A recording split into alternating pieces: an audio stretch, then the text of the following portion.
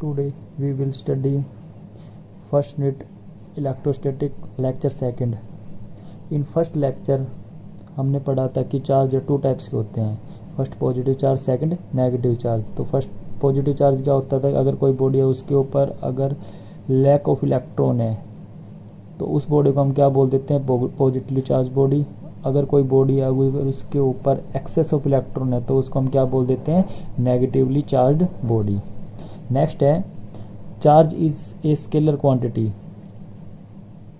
Scalar quantity means only magnitude, no direction. Only magnitude, no direction. With dimension formula 80. उसका जो dimension formula क्या होता है, 80. ए क्या है यहाँ पे, एम्पियर, और टी क्या है यहाँ पे, टाइम. आपने 10th क्लास में पढ़ा होगा कि एम्पियर इट मीन्स किसकी यूनिट होती है, करंट की, और जो टाइम है वो हम डायमेंशन में किसके लिए डिनोट करते हैं, टी यहाँ पे दिखाया हुआ है टाइम के लिए. तो हमें फॉर्मूला पता है या हम आगे सेकंड यूनिट में पढ़ेंगे इसके बारे में. आपने 10th क्लास में पढ़ रखा होगा कि जो करंट होता है वो क्या होता है, चार्ज अपॉन में टाइम. तो जैसे टाइम को इधर लेके जाएंगे तो चार्ज क्या हो जाएगा, करंट इनटू में टाइम. तो करंट की यूनिट आपको पता है एम्पियर होती है, और जो टाइम है उसको हम किसे लिख देते हैं, टी से. तो क्या हो जाएगा इसका डायमेंशन फॉर्मूला ए टी. ये क्या हो जाएगा यहाँ पे, चार्ज. ओके. नेक्स्ट है SI unit of charge. Charge की जो एसआई यूनिट होती है वो क्या होती है, कुलाम. ठीक है, कुलाम को हम सी से नोट कर देते हैं. जैसे कोई बॉडी अगर उसके ऊपर हम कहीं कि कितना चार्ज है तो कह सकते हैं कि 2 कुलाम, 3 कुलाम, 4 कुलाम, 6 कुलाम, ऐसे हम बोल सकते हैं. नेक्स्ट, अच्छा एक चीज़ और, जो चार्ज है उसको डिस्कवर किसने किया था, बेंजामिन फ्रैंकलिन ने. बेंजामिन फ्रैंकलिन ने क्या देखा कि फॉर एग्जांपल के लिए जैसे हमारे पास 2 इलेक्ट्रॉन है, ठीक है, इलेक्ट्रॉन का कुछ मास भी होता है. इलेक्ट्रॉन का मास हमें पता है कितना होता है, कोई भी इलेक्ट्रॉन है उसका मास कितना होता है, 9.1 इंटू में 10⁻⁻31 किलोग्राम.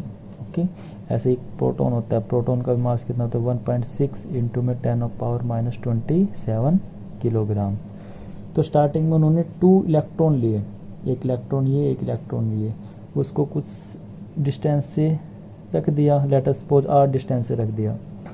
अब हमने 11th क्लास में पढ़ा था कि जो कोई भी 2 बॉडीज है अगर उसको हम रखते हैं तो उसके ऊपर एक फोर्स लगता है, उस फोर्स को हम क्या बोलते हैं, gravitational force. Yes, gravitational force के बारे में पढ़ा था हमें. ग्रेविटेशनल फोर्स क्या होता है, Gm1m2/r². कि जो फोर्स है वो directly proportional to product of 2 masses and inversely proportional to square of distance between them. क्या होता है, अगर हम मास को बढ़ा देते हैं तो ये ग्रेविटेशनल फोर्स बढ़ जाता है. अगर डिस्टेंस को अगर कम करते हैं तो फोर्स बढ़ेगा, अगर डिस्टेंस को ज़्यादा कर देते हैं तो फोर्स कम हो जाएगा. इट मीन्स ये इन्वर्सली प्रोपोर्शनल है यहाँ पे, और ये क्या था, डायरेक्टली प्रोपोर्शनल. तो यहाँ पे अगर हम इलेक्ट्रॉन के बारे में देखें तो क्या हो रहा है यहाँ पे, इनका भी तो कुछ मास है. तो मास है तो क्या होगा, ये आपस में अट्रैक्ट करेंगे या नहीं करेंगे, क्योंकि कौन सा फोर्स है, ग्रेविटेशनल फोर्स है. Gravitational force.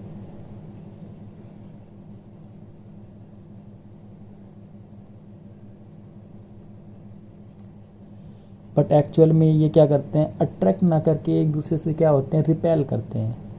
ओके, यही बात सोचने की. यहाँ पे फोर्स तो है यहाँ पे ग्रेविटेशनल, बट यहाँ पे ये अट्रैक्ट ना करके क्या करते हैं, एक दूसरे को रिपेल करते हैं. ठीक है.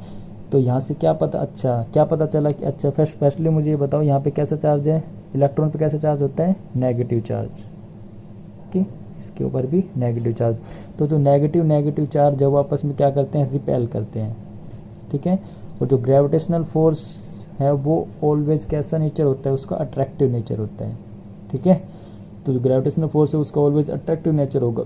बट यहाँ पे हमने क्या देखा, 2 इलेक्ट्रॉन हैं तो आपस में क्या कर रहे हैं, रिपेल कर रहे हैं. तो ऐसा क्या है कि ये आपस में रिपेल कर रहे हैं, ग्रेविटेशनल फोर्स भी है यहाँ पे, फिर भी वो मतलब क्या कर रहे हैं, दोनों को अट्रैक्ट नहीं कर पा रहा. इसका सिंपल सा रीज़न ये है कि जो यहाँ पे इलेक्ट्रोस्टैटिक फोर्स लग रहा है ना, repulsive force, electrostatic repulsive force ज़्यादा होगा ग्रेविटेशनल फोर्स से, तभी तो एक दूसरे से दूर भाग रहे हैं. यस और नोट. अगर ग्रेविटेशनल फोर्स ज़्यादा होता तो आपस में पास हो जाते. तो यहाँ पे हम यही कहेंगे कि जो इलेक्ट्रोस्टैटिक ग्रेविटेशनल फोर्स है वो ज़्यादा होता है as compare to gravitational force. वो अराउंड होता है 36 टाइम्स, जो ग्रेविटेशनल फोर्स है वो 36 टाइम्स ऑफ किसके होता है, ग्रेविटेशनल फोर्स के। तो इट मीन्स बहुत ज़्यादा होता है, इस वजह से क्या करते हैं ये बॉडी एक दूसरे से दूर जाती है। अच्छा नेक्स्ट है, जैसे हम यहाँ पे प्रोटॉन प्रोटॉन ले लेते हैं, प्रोटॉन पे कैसे चार्ज होता है, पॉजिटिव। ओके, तो पॉजिटिव पॉजिटिव चार्ज है, ग्रेविटेशनल फोर्स इसमें भी लग रहा है, ऑफकोर्स ग्रेविटेशनल फोर्स लग रहा है, बट उसकी जो मैग्नीट्यूड है, फोर्स का जो मैग्नीट्यूड है वो कम है as compare to electrostatic force. ठीक है, तो इस वजह से क्या होते हैं, एक दूसरे को क्या करते हैं, रिपेल करते हैं। नेक्स्ट न्यूट्रॉन, अगर हम न्यूट्रॉन की बात करते हैं तो न्यूट्रॉन में क्या होगा, आपको पता है कि न्यूट्रॉन पे क्या कोई चार्ज नहीं होता, न्यूट्रल बॉडी है। ओके, तो न्यूट्रॉन पे अगर न्यूट्रल बॉडी है तो क्या उसके ऊपर इलेक्ट्रोस्टैटिक फोर्स ऑफ रिपल्सिव या अट्रैक्टिव होगा, नो। ओके, तो इसके ऊपर कौन सा फोर्स होगा, ओनली ग्रेविटेशनल फोर्स होगा, क्योंकि इनका कुछ मास तो होता है कि जो न्यूट्रॉन का जो मास है वो नियरली इक्वल टू किसके होता है, मास ऑफ प्रोटॉन के 1.6 × 10⁻⁻27 किलोग्राम, कुछ इतना ही होता है अराउंड में। ठीक है, तो यहाँ पे क्या करते हैं, ये दोनों को अट्रैक्ट करते हैं। अट्रैक्ट किस वजह से कर रहे हैं, ओनली ग्रेविटेशनल फोर्स की वजह से। यहाँ पे इलेक्ट्रोस्टैटिक रिपल्सिव अट्रैक्टिव फोर्स नहीं है। ओके, नेक्स्ट केस, हमने एक इलेक्ट्रॉन लिया एक प्रोटॉन लिया, अब इनके बीच में देखते हैं कैसा फोर्स लग रहा है। इलेक्ट्रॉन पे कैसे चार्ज होता है, नेगेटिव चार्ज, प्रोटॉन पे कैसे चार्ज होता है, पॉजिटिव चार्ज। जब हमने इनको कुछ सम डिस्टेंस से रखा तो क्या हुआ कि ये दोनों पार्टिकल है क्या कर रहे थे, एक दूसरे की तरफ अट्रैक्ट हो रहे थे, ये इधर जा रहा था, ये इधर जा रहा था। तो हमें यहाँ से क्या पता चल रहा था कि अगर सेम टाइप ऑफ चार्ज है तो वो उनमें क्या होगा, आपस में रिपल्सन होगा। कि अगर अनलाइक चार्ज है तो क्या होगा, उनके बीच में अट्रैक्शन होगा। अच्छा, यहाँ पे दोनों फोर्स लग रहे हैं, एक कौन सा फोर्स लग रहा है, अट्रैक्टिव फोर्स,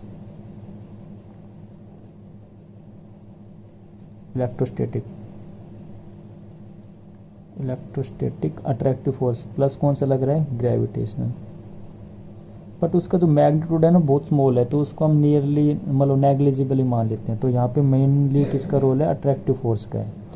ओके, तो ये दोनों क्या कर रहे हैं, एक दूसरे को अट्रैक्ट कर रहे हैं।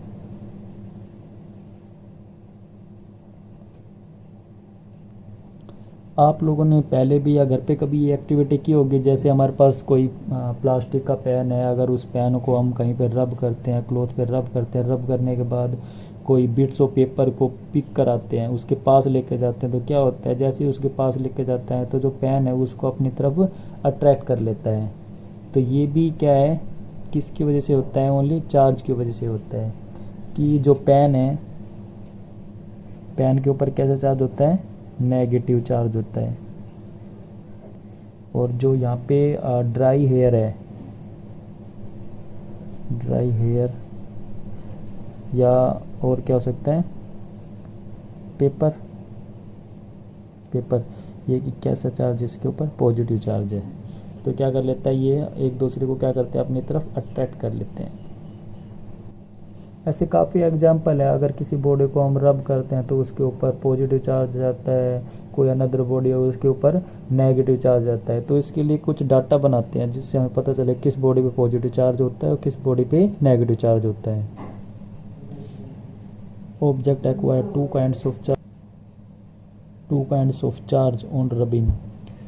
क्या होता है, कोई बॉडी किस पे पॉजिटिव चार्ज होता है, किस पे नेगेटिव चार्ज होता है, कुछ डाटा यहाँ पे, जैसे ग्लास रोड है उसके ऊपर पॉजिटिव चार्ज होता है, वुलन कोट है उसके ऊपर positive charge, dry hair positive charge, negative charge silk cloth हो गया, एबोनाइट रोड हो गई, प्लास्टिक शीट हो गई, कॉम्ब हो गई, इनके ऊपर कैसा होता है, नेगेटिव चार्ज। एक एक्टिविटी और देखते हैं, जैसे यहाँ पे ग्लास रोड है, ग्लास रोड के पास अगर हम एबोनाइट रोड को लेके जाएंगे तो क्या करते हैं, एक दूसरे को अट्रैक्ट करते हैं। क्यों करते हैं, क्योंकि हमें पता है कि जो ग्लास रोड है उसके ऊपर पॉजिटिव चार्ज होता है और जो एबोनाइट रोड है उसके ऊपर नेगेटिव चार्ज होता है, तो दोनों क्या करेंगे, दूसरे को अट्रैक्ट करेंगे। नेक्स्ट एक्टिविटी देखते हैं कि हमने ग्लास रोड ली, यहाँ पे ग्लास रोड को हम अगर सेकेंडरी ग्लास रोड के पास लेके जाएंगे, इस वाली ग्लास रोड को इसके पास लेके जाएंगे तो क्या करते हैं, एक दूसरे से दूर भागेगी, रिपेल करेगी। क्यों, क्योंकि इसमें क्या है, सेम टाइप ऑफ चार्ज है। अगर सेम टाइप ऑफ चार्ज होते हैं तो क्या करती है, बॉडी रिपेल करती है, अगर अनलाइक चार्ज है देन अट्रैक्ट करती है। Next topic, method of charging. अगर कोई बॉडी अगर उसको हमें चार्ज करना है तो उसके लिए बेसिकली 2 मेथड है। फर्स्ट फर्स्ट मेथड क्या है, बाई कंडक्शन। बाई कंडक्शन से हम किसी बॉडी को चार्ज कर सकते हैं।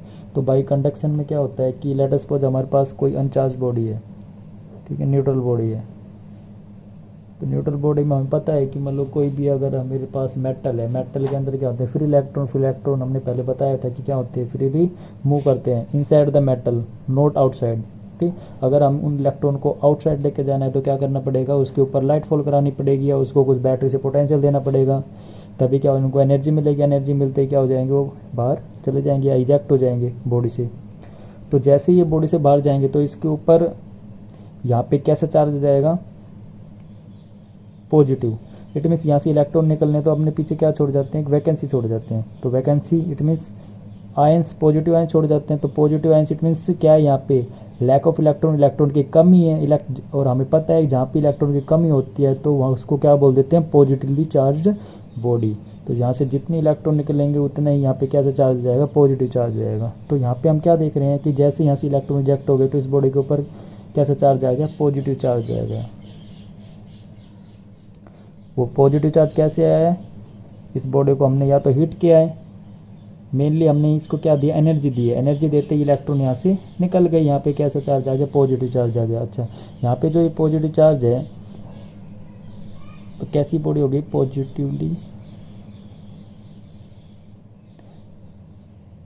Positive charge body.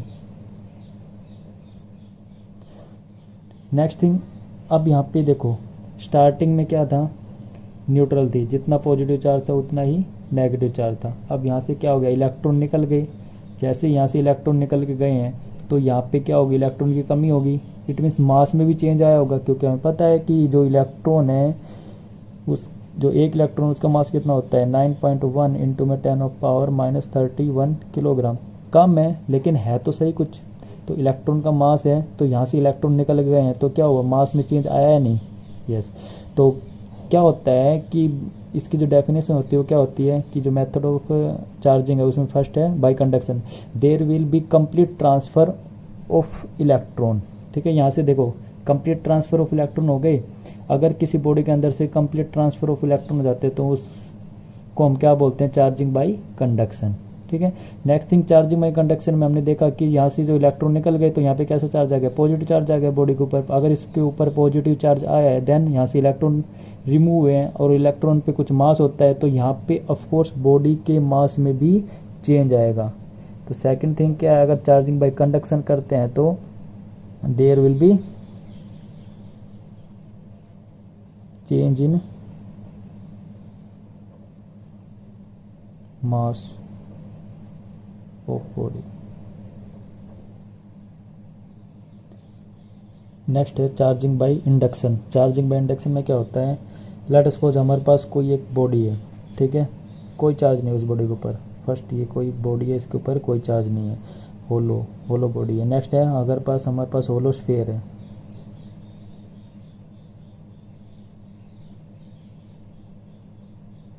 होलो स्फीयर है।